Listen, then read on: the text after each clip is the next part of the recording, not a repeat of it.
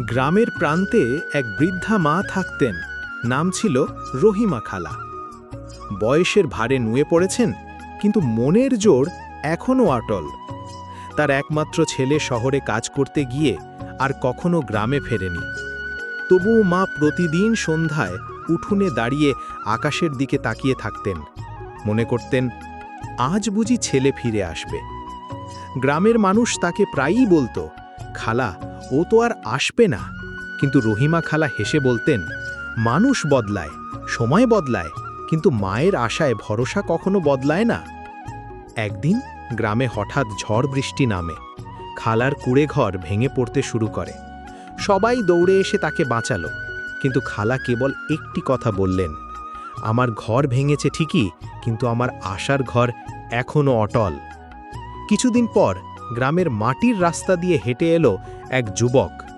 পরনে পুরনো কাপড়, মুখে লজ্জার ছাপ।